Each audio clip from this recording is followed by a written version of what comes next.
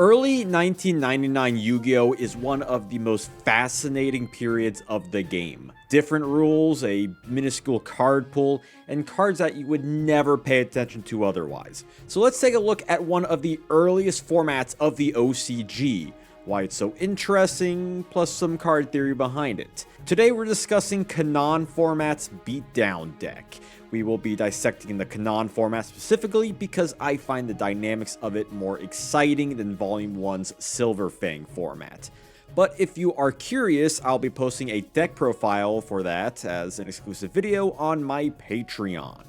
It is important to remember that the game at this time was played via the official rules.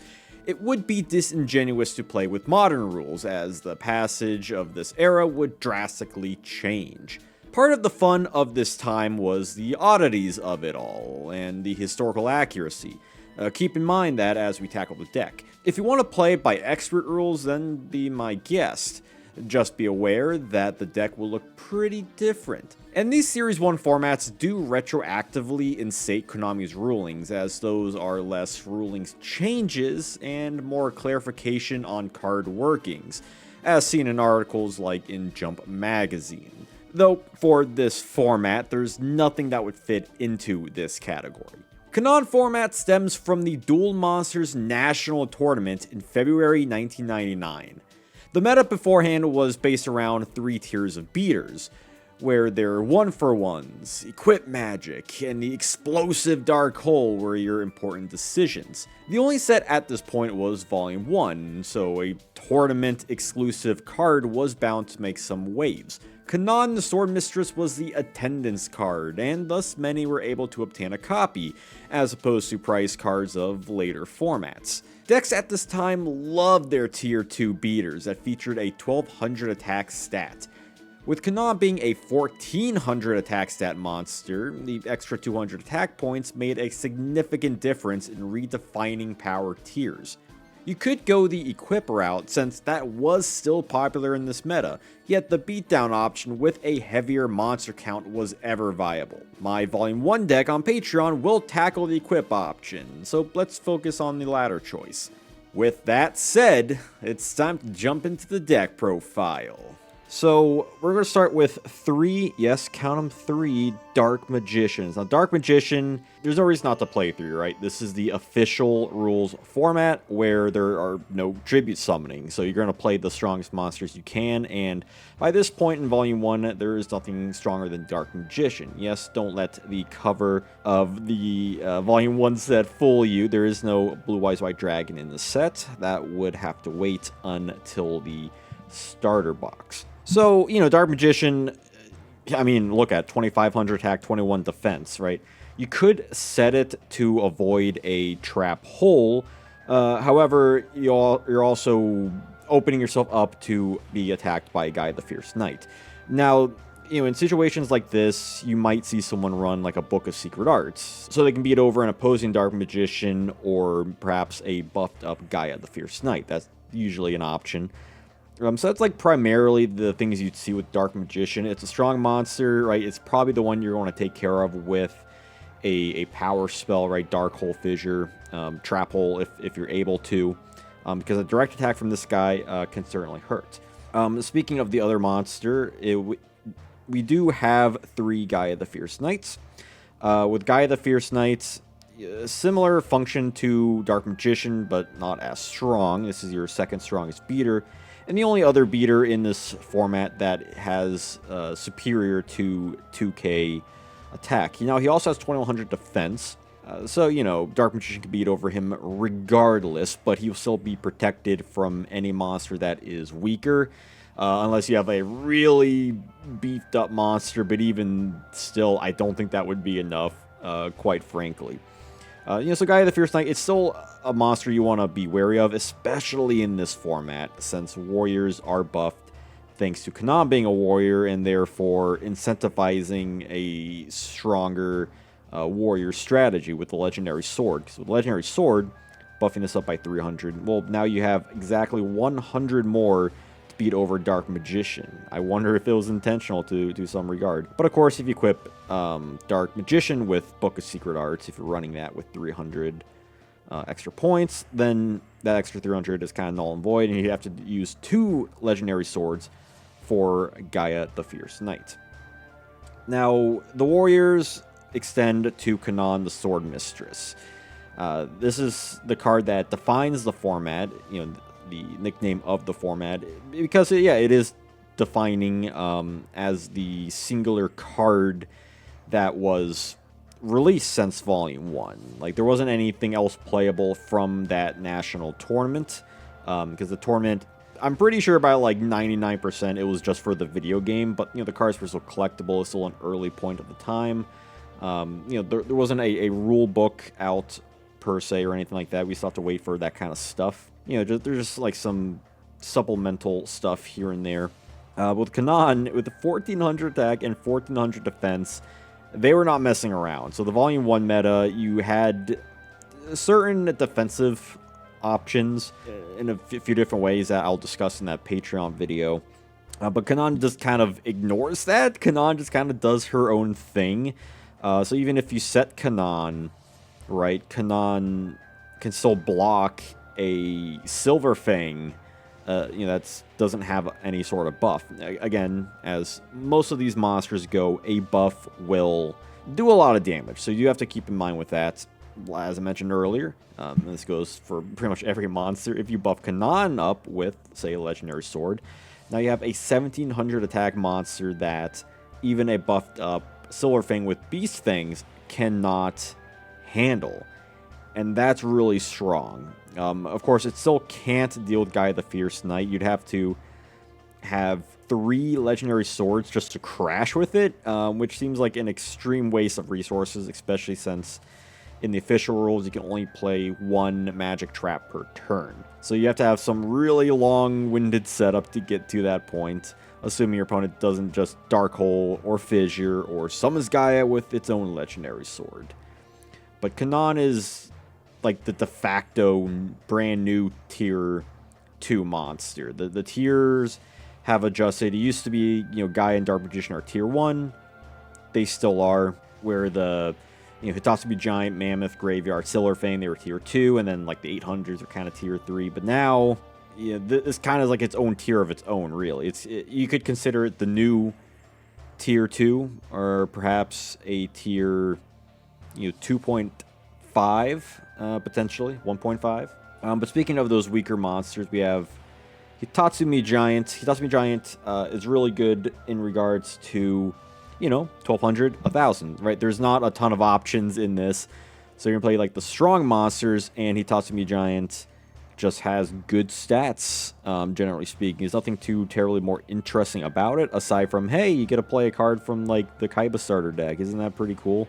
Hitatsumi Giant is meta in this, and that's fun, right? You get to play 3 copies of these, and I love that. So I call the Volume 1 meta Silver Fang format, just because, you know, compared to how this format, where Kanan is like your premier attacker, Silver Fang does a lot to make that Volume 1 special, because it is the only one of the 3 1200 line that can use an equip magic.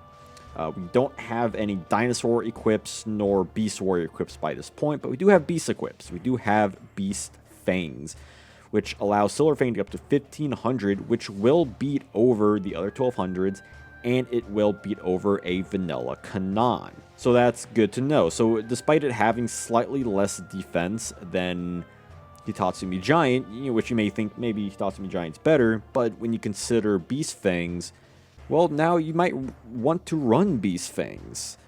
And therefore, I do believe Silver Fang is kind of like that interesting, unique part of the Volume 1, and makes it still playable to this. Alright, slightly adjusted the camera for a second. Apologies for that. Here we have 3 Mammoth Graveyards. So this is the final of the 1200 line.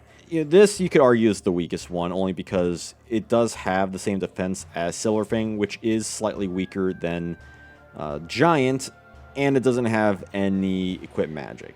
But, you know, 1200 attack, still perfectly useful. It's great. You know, similar fashion to the rest of these, just seeing cards that you could have played in, you know, Yugi Kaiba, like the starter decks, when you first got them in 2002 in the TCG, to have them be meta viable in this, I think is absolutely amazing. So now we're going with the tier 3, or I mean, if you want to consider a tier 4 monster at this point, is the 1800 lines. Dark Gray is your best one in terms of attack and defense. 800 attack and 900 defense. If your opponent has either not have their like stronger monsters, or it's late game and they're just in the graveyard and they can only use weaker monsters, then even setting Dark Gray is good because it can block 800 attackers. And also, these weaker monsters can have good poking abilities because they can't be destroyed by a trap hole because they are under 1,000 attack, as well as they can potentially use an equip magic on them depending on which ones you're running. Beast also works with Silverfang, so this can beat over other weaker monsters potentially. And also, it sucks up fissures too. So there is still a lot of use for these weaker monsters. And as these beatdown games kind of go on, you do end up wanting more monsters than equips. At least that's one philosophy of looking at it. Some people want like that pure beatdown, get as aggro as possible, but you do get a little bit more fuel running this heavier monster count that we are running in this deck profile. So next we got the 3 Kurama. Slightly weaker than Dark Gray, not as nice of a typing, slightly weaker defense, but still generally good with that 800 attack and 800 defense. It can still block 800 beaters and crash with them. Same thing with Dark Gray, but Dark Gray you can at least leave in defense to kind of soak up stuff. Kurama essentially functions as the exact same thing. It's the closest thing to like the second Dark Gray you can have, and therefore you should absolutely run it. When it comes to warriors, we do have a little bit more warriors, so this also functions as if you need to use Legendary Sword on something, you can use it on Kagemusha of the Blue Flame. Here, we'll start to see a bit weaker defense, but Kagemusha at 800 is still good, and it's even better by the ability to use a Legendary Sword, because as we've established, warriors are pretty good in this format, and where you could run a Beast Fangs heavier type of build, you're more likely to run a warrior build in which Kagemusha will have more functionality than that, because you could boost it up to beat over a Dark Gray, even if it's in defense mode. And that is good to play. So the final monsters we're running, a lot of monsters in this build. We're running 3 Nemuriko. Nemuriko essentially is just a weaker Kurama, right? So we have Dark Gray, Kurama, Nemuriko. But Nemuriko does have the ability to use Book of Secret Arts. So if you're running that, then, this is another monster that you could potentially buff up. So, it's kind of similar to Kagemusha in that regard, where you're not going to use it for its defense. It's purely just for attacking. But I would argue Kagemusha is better just for that warrior thing. But, if you're running even just one Book of Secret Arts, you may have that possibility with Nemuriko too, as well as just being the next best monster down this conga line. So that's going to be it for the monsters. Now we have the spells. There's not many spells in this format, so the clear ones are the ones we will be running, which are 3 Dark Holes. Dark Hole destroys all monsters on the field. It's wonderful. A lot of times you don't mind destroying your own monsters because you probably just going to summon one and attack. Sometimes your opponent might have something set, you don't know what it is, but you just want it destroyed. Sometimes they might have a power card, like Dark Magician or Gaia, and you want it destroyed. It does everything you want, right? We don't have Raigeki yet, so it's balanced in that regard, that it destroys everything. So if you're at a stalemate, and you want to push through, and you're tired of grinding the game out, or you want to get that game shot in, it's great to have. Now, naturally, the weaker version of this is Fissure, which can't destroy face-down monsters, and destroys the weakest monster, weakest attack on your opponent's side of the field. So if your opponent does have a Dark Magician and Gaia, it will only destroy the Gaia. That said, this format is defined by a lot of one-for-one trades, so a lot of times you might only have one monster or one face-up monster, in which Fissure can usually take care of that to get that damage in. You can use that to kind of bait out a strong monster, right? Fissure, something and then summoned like a Kanan or Hitatsu in an attack, and then try and get your opponent to get out maybe their Kanan or their Gaia or their Dark Magician. So you can attack in and maybe save your Dark Holes or save those other key fissures for something else. And if you have 2 fissures and you want to be a little tactical about it, as tactical as you can in this format anyway. So Fissure is a great card. I am only running the 1 Legendary Sword. This is a beatdown deck. I will be covering a bit more equipable stuff on the Patreon video, but I will be discussing some other options later on today. Legendary Sword, you don't need to run a ton of equips in this, just because, like I said, a lot of 1-for-1 trades, especially when you have stuff like Fissure and Dark Hole and, 3 Dark Magicians and 3 Gaias and 3 Kanans and 3 yada yada yada. You usually have some way to deal with the opposing cards. And so if you have that little extra edge with like a Legendary Sword to equip to like a Kagemusha, Gaia, or Kanan, then that's just a little bit more aggression you can get in. It's a bit of the safer game than throwing an equip on a monster just to get fissured. That's always unfortunate. But since we were running so many of like the warriors, and like they're good warriors in a lot of different regards, you might as well run the most common one, the one that will give you the most versatility, right? If you equip it with Kagemusha, now you can beat over certain weak monsters. Equip a Kanan, other Kanans, and everything else. Gaia Fierce Knight, you can beat over Dark Magician. You could run a Book of Secret Arts to get Dark Magician to beat over other things, but at that point, you're, just use your Dark Holes and Fissures at that. So that's kind of the logic of running the single Legendary Sword, but your theory might be different, and that's okay. So the final 3 cards we're running are 3 Trap Holes. The best trap, I think there might be like, I think the only other back row card is like Red Medicine or something like that, some sort of like healing spell. So Trap Hole, you definitely want to run 3 of it. While it can't deal with like a Kagemusha or Dark Gray, everything strong that you want to take care of, it will take care of. Unless your opponent sets the monster. That's kind of like the dangerous play, but at least in this format, the problem with setting monsters is that a lot of them have really low defense, right? Even Dark Magician can be killed by another Dark Magician or a Gaia. So you're not totally safe by setting monsters.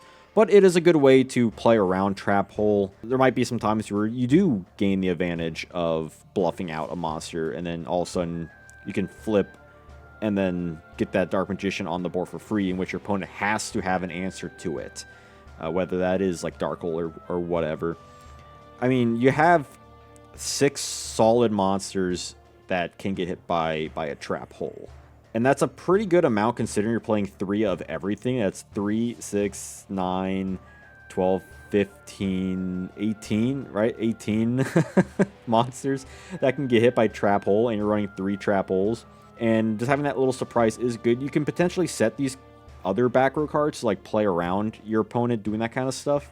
So there is bluffing in this format. There absolutely is bluffing, and that's a key part of Kanan format, and just kind of this early official rules era is bluffing those potential traps, because there is no back row removal. There is no Arm Ninja or Trap Master or MST.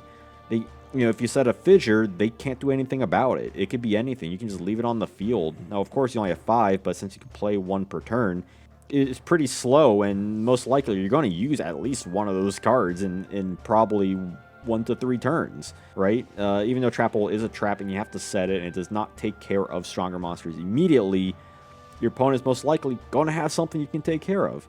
And that's what you're going to want to do with this deck. All right, so let's switch up a little. So when it comes to the extra deck, there is no extra deck. You don't have to worry about fusions or anything like that. They don't exist by this point. They don't exist. They can't hurt you. But when it comes to side decking, though, now side decking, you can only have 10 cards in this format in your side deck. And you might be running some other equip stuff, right? You might be running a Beast Fangs, or Book of Secret Arts, or a Legendary Sword. Essentially, it's either siding into different equips, or sighting into like a conversion, right? You might want to have a bunch of 2 additional legendary swords, or 3 book of secret arts, or maybe 1 book, or 3 beast fangs to just kind of, essentially confuse your opponent, really, with equip ratios and certain monsters that you want to lean into a bit more, right? Maybe your opponent doesn't think you're going to lean into spellcasters more, or maybe they don't think you're going to lean into beast types more, and depending on what your opponent's playing too, you might think that, hey, maybe more legendary swords to counter their legendary swords might be worth the extra deck inclusion. And this is also kind of the different types of decks you would see as well, right? You would see maybe a more warrior focused build.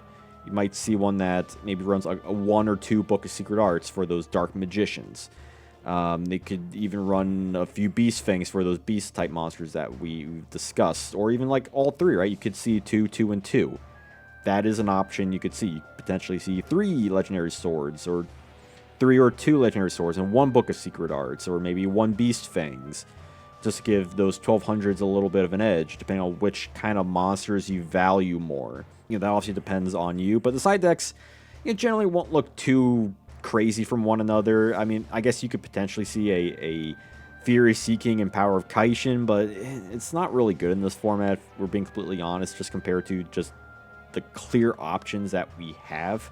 And this is also like kind of like where the combos come in, right? Like, there's not really combos in this format, right? Equipping Book of Secret Arts to Nemoriko, like this is a combo.